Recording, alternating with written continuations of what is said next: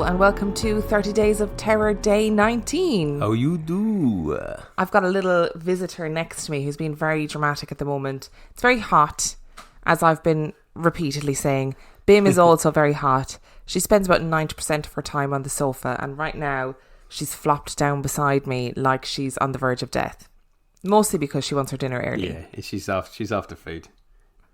That's all it is. So she does look very wiped out. You might hear some little pitiful meows in the background of this. Bless her. So I've got 3 stories for you today. I just am hoping with all the will in the world and all the momentum that I can find that these stories are not on the similar subject to Abby's story from yesterday. I cannot handle 3 stories in those veins. Can't do it. Story number 1 comes from Jessica. When I was about 10, my maternal grandmother passed away. It was October 1998, and my nephew was born in December 1998, so he had never met her. My brother never had photos of my grandmother, as we lived in California and she lived in Oregon, so we didn't see her much. When my nephew was around 3 or 4, my brother and cousins had gone to visit my uncle, who had lived with my grandmother in Oregon. When he was there, he was able to grab and bring home photos of my grandmother, and he put one on the refrigerator. The very day he put it up, my 4-year-old nephew pointed to the picture and said, "Look, Daddy, it's Grandma." My brother, knowing he had never met her, asked him how he knew who that was, and my nephew said, "She comes and plays with me in my room sometimes when my brothers are at school." There's half-brothers, so they had never met her either. My brother asked his stepsons if they knew the old lady in the photograph, and they said no.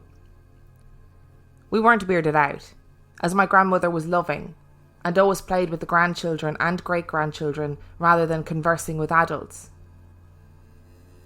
A few years later, when I was 14 or 15, my uncle that lived with my grandmother in Oregon moved in with us. He was partially blind and suffered from seizures and couldn't live on his own anymore. After he'd been there for a month or so, I was sleeping in my bedroom that was next to the room that my uncle slept in. I had a dream of my deceased grandmother sitting in my room with me on my bed. In the dream, she tells me to wake up, that I need to check on my uncle. I'm suddenly startled awake, and the first thing I notice is the smell in my room. It smelled of my grandmother, a mixture of black licorice and baby powder. Then moments later, I hear wood rattling against the wall next to me. I remembered what my grandmother said in my dream and went to check on my uncle. I knocked and he didn't answer, but the rattling continued. So I opened the door slowly, noticing his bedside light was on, and my uncle was in bed having a seizure. I called my mother and she was able to get him into a safe position until the seizure stopped. I told my uncle and mother the dream I had, and we all agree that my grandmother was there looking out for my uncle. As the position he was in, he probably would have fallen off the bed during the seizure. In 2009, I moved into a house that my ex-boyfriend bought. It was a 2-story home built in the 50s or 60s, where I assume the second story was added later. It was just the 2 of us, and there was no official master bedroom with a bathroom attached, so we slept in the downstairs bedroom, and the 2 rooms upstairs were rarely used. My ex travelled a lot for work, so we decided to get 2 cats to keep me company while he was gone. I really wanted a dog, but I wasn't at home during the day to train it. After we started remodelling rooms in the house, taking down drywall to put in insulation, painting, etc., I started noticing my cats always playing on the stairs. Oftentimes, I would see them sitting and staring at the corner of the first landing. My ex just chalked it up to them staring at bugs or spiders. A month later, I noticed them batting at what seemed to be nothing on the same landing. Now, this wasn't like batting at a bug, but more like grabbing at a hand as their paw wouldn't come together. There were also times where they would sit up on their back legs and arch like they were being pet. I fully believed that there was a ghost or something there, but it didn't bother me, as the cats seemed to be okay with it and I never got a bad feeling. This home was in the Bay Area near San Francisco, so it never got super cold, but my ex was always cold and kept the house pretty warm. The house would be a good 70 to 75 degrees. I figured since we never went upstairs it would be cold, but since it was central heating it kept the whole house warm. But even with the house being so warm, whenever I would go upstairs, the first landing was always significantly colder. My ex said it was due to the window on the staircase. But why only there? Why not the bedrooms upstairs, especially since one of those windows had a crack in it from a neighbour's kid throwing rocks and it hadn't been repaired? What solidified my feeling there was a ghost was when my brother came to live with us for a few months. He'd been having trouble finding a job, so I got him a job where I worked, and after his probation period, he could transfer back to Southern California to a store down there. While my brother was living there, we would go to work together, getting up at 4 a.m. To wake him, I would go upstairs and knock the same knock every time, 1 and then 2 in rapid succession. I wouldn't wait for him to get up as he was a light sleeper. I'd just go back down and have a shower. One morning we were driving to work and my brother asked what time I went to sleep the previous night. I told him I went to sleep at around 9:30 p.m. He then told me how he couldn't sleep, so he was listening to music, and he heard a knock on the door. The same exact pattern I did to wake him up in the morning. He had responded, "Come in," as he looked at the clock, and it was only midnight. But the door did not open. So we went to it, opened it, and there was nothing there. It was then that I told him about how the cats act on the stairs. He also didn't feel uneasy, so he just shrugged it off. It happened several more times, some while listening to music, some while playing video games. Same knock, no answer, and no one at the door. One night it happened while he was dozing off to sleep. That night, instead of getting up and checking the door, he simply said, "Can you please not do that while I'm trying to sleep? I have to work early." And he never heard it again after that. Up until the day I moved out after breaking up with my ex, the landing was always cold and the cats still played there a lot. I still on occasion talked to my ex as it wasn't a bad split.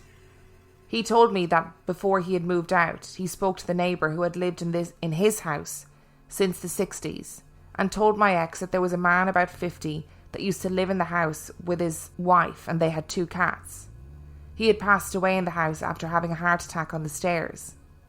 When his wife found him, the 2 cats were snuggling against him. No doubt that it was that man who had been playing with my cats on the stairs and messing with my brother.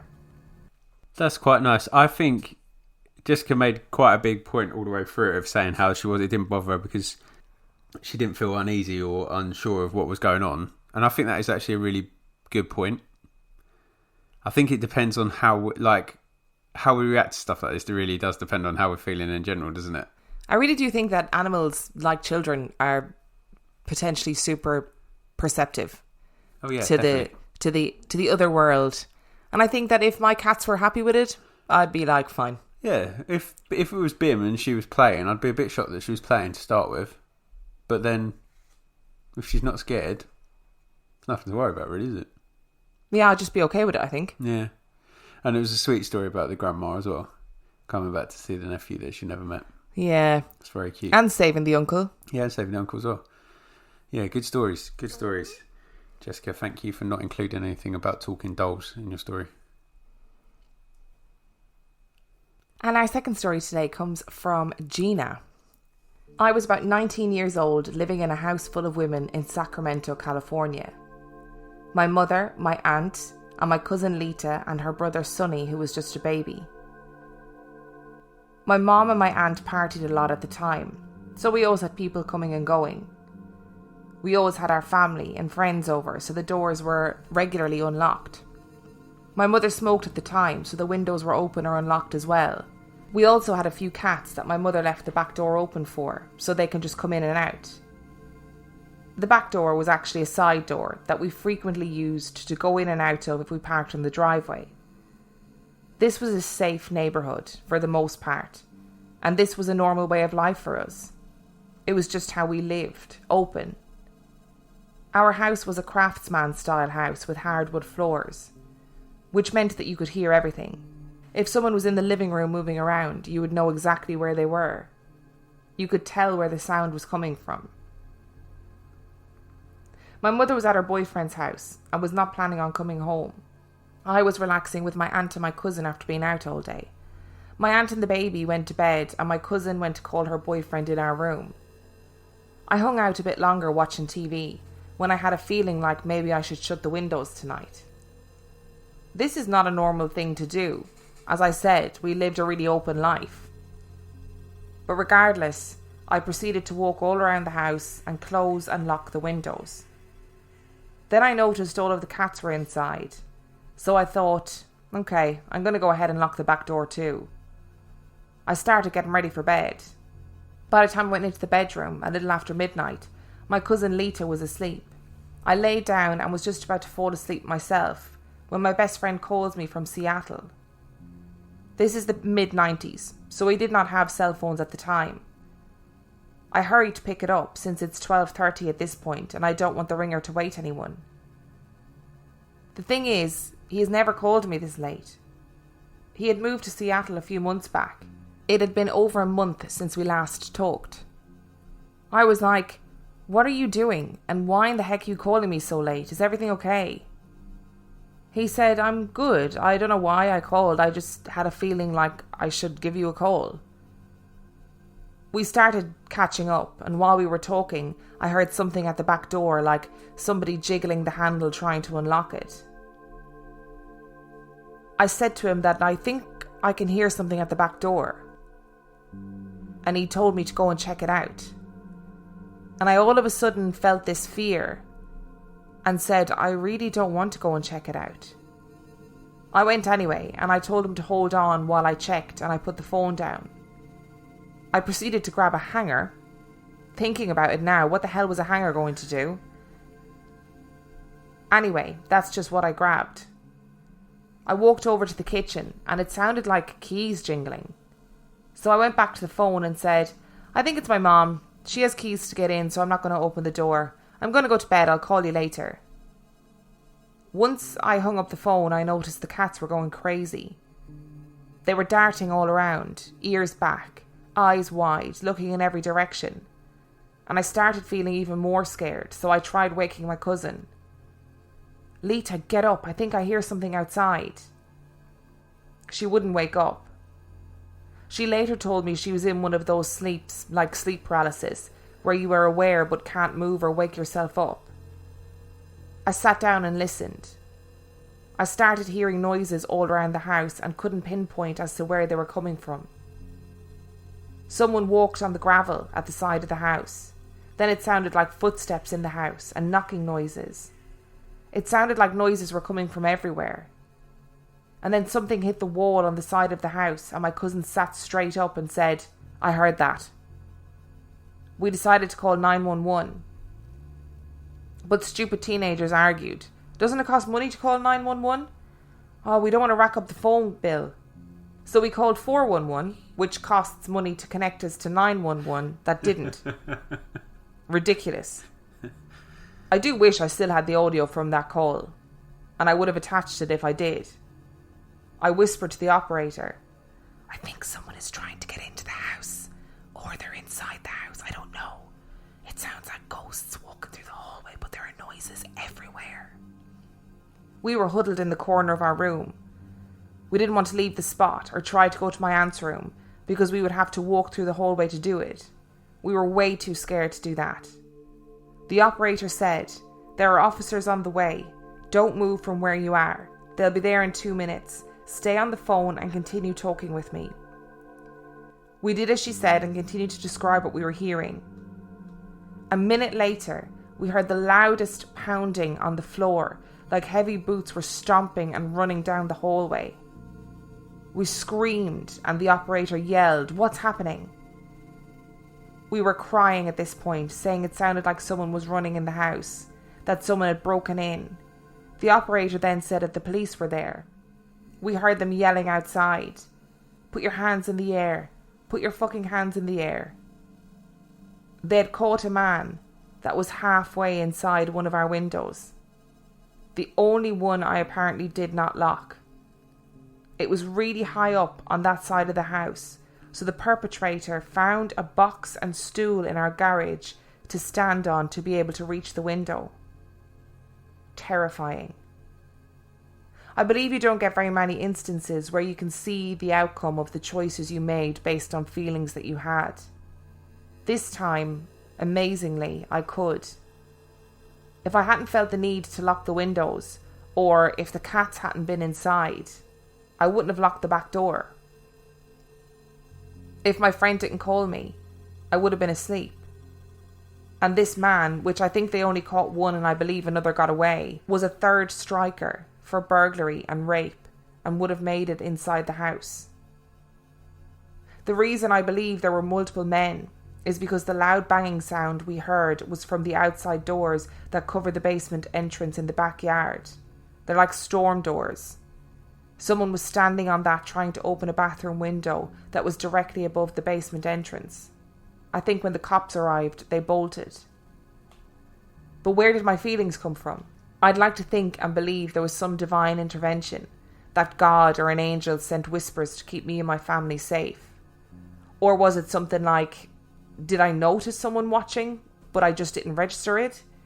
Did I pass by these men earlier in the day and maybe they creeped me out, so I subconsciously wanted to keep us safe? But then that wouldn't explain my friend having the feeling that he needed to call me when he did. I kind of think they staked us out and were watching us for a long time to know that only women lived in the house. My cousin and I have had a lot of crazy things happen to us in our early teen years, paranormal wise, because of course we played the Ouija board, gross and stupid, which was super scary, and I'll send you some more stories about that. But this was a real physical situation averted, and sometimes reality is way more terrifying. Absolutely. I mean, that has really made me question what Gina said. How many times have you gone with that gut feeling and not seen the result of it? Yeah. And that is terrifying. Yep, absolutely. That's why I always have a panic every time I'm upstairs that I've left the front window open. Yeah. And most of the time I haven't, but I always go and check. Just in case. But it's terrifying really, isn't it, that other people would be like that. If you can hear some scary nursery rhyme music in the background, it's because it's an ice cream truck. Just want to clarify that. You know, it's not some sort of possessed doll knocking around our house. Thank goodness. It is indeed an ice cream truck. So yeah, I completely agree with the sentiment of going with your gut instinct on things in lots of different situations, whether that's a job interview or whether that's meeting somebody new or going on a first date. Always go with your gut instinct because your body is somehow designed to be alert to danger that you don't even consciously notice. The friend ringing from Seattle was cool as well, isn't it? So weird. At that time of night as well, because it's not, I don't think the time zone is different from Seattle and Sacramento. And even still, you know, she was a teenager. Yeah. Of course, she would have gotten in trouble if she'd woken the whole house because her friend was ringing from Seattle and he would have known that too. Yeah. Oof, close call. Definitely a close call. And our final story today comes from Astaroth. I realised that I had to email in after episode 59 when I laughed out loud at the idea that military members are highly trained to be logical.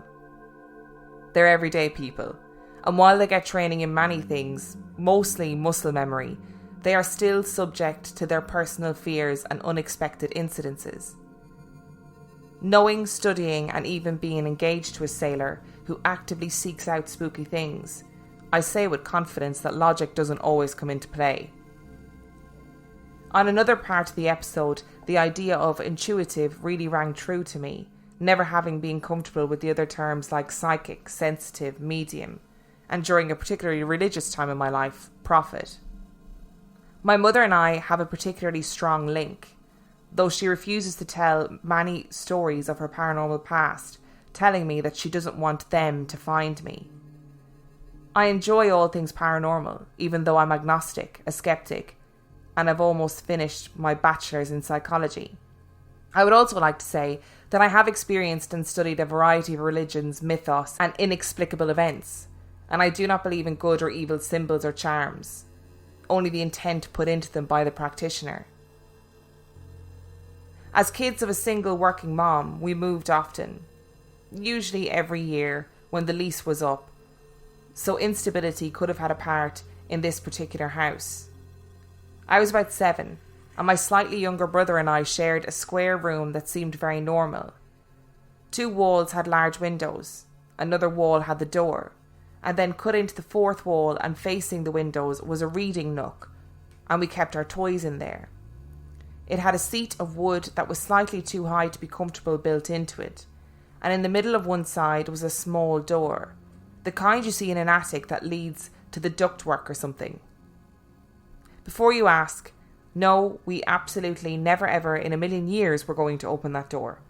Maybe it was just rodents in the house that we heard, and maybe it was something else, but we were not taking the chance. The most common thing is that we would see claws outside of our window at night. Long, spindly claws that scraped the glass. Our mother said it was the wind and trees. But we knew that trees didn't have glowing red eyes, or tap and scratch and gesture for us to open the window on calm nights. That was better than seeing the red eyes under our bed, which we only saw once, and then never looked again if we heard the scratching there. It was in that house that the nightmares began for both of us, dreaming about shadow people and running, always running, along with the overwhelming urge to just give up and stop and let the monster catch us. When we finally moved, my mother found a large, jagged pentagram scratched into the wood floor, under the rug that had been left before we moved in. Leaving there felt like walking around in clothes after you've been thrown in a pool. You're not surprised drowning anymore, but you're still soggy and trying to go about your day. I'm 36 now, and still have nightmares with the shadow creatures in them, always running in that house. I've tried to talk to my brother, who's also a grown adult, if he still has them, and he deflects and won't talk about it. He will vaguely acknowledge that weird house with the eyes, and my mother refuses to talk about it at all. I also see creeping shadows in the corners of my vision, watching me. Sometimes it'll be months, sometimes years, but I know they're the creatures from the dreams. I don't know if it's my overwhelming curiosity about the brain, but I'm not afraid of seeing them. I also keep track of the medications that I'm on at any given time because of chronic physiological and psychological issues, so I know they aren't a side effect from any particular medication. Several brain scans in my life have ruled out MS, strokes, tumours, etc., and yet there they are. The red eyes and the claws on the window under the bed are terrifying. Yes, very, very terrifying. Absolutely terrifying. Yeah, I wouldn't want to see that at my window. Definitely wouldn't want to see it under the bed. Fair play to you, Astaroth, and your brother for seeing that under your bed and just deciding that the best way to deal with it was to not look. Yeah, that's very Dan energy. Yeah, I don't know if I'd be able to stay in the room though if I could see red eyes under my bed. And clawing at your window? Yeah. Fuck off. No. Absolutely not. No. I also don't like the fact that her mum said to her that she didn't want to tell her. Didn't want to tell him. Because she didn't want them to come for... Yeah, who's them? For them, yeah, exactly. Who is them? You know, I got a message during the week on Instagram about somebody else who has a Freddy-esque figure in their life. That's what this reminded me of during this story. And I was Freddy's like... way nicer than this, though. And similarly, this person said that she finds him like a really good presence in her life. Yeah, I think Freddie gets a bad rap from you, to be honest. Yeah, I think he does too. I'm sorry, Freddie, if you're listening. So if you enjoyed today's episode, you can find us on reallifeghoststoriespodcast.com, where you can find links to our social media. You can find the email address to send your stories to. You can find links to our Patreon, where for $5 or $2 a month, you get heaps of extra content. At the moment, I think we're on about 70 extra episodes and about 25 episodes of 50p Movie Club. So quite a lot of bonus content going on over there. And If you can, we would really appreciate it if you could donate to Out of the Woods Wildlife Rescue and Rehabilitation. The link to everything that you need is in the description of this episode. And thank you for your stories. We shall see you tomorrow. Bye.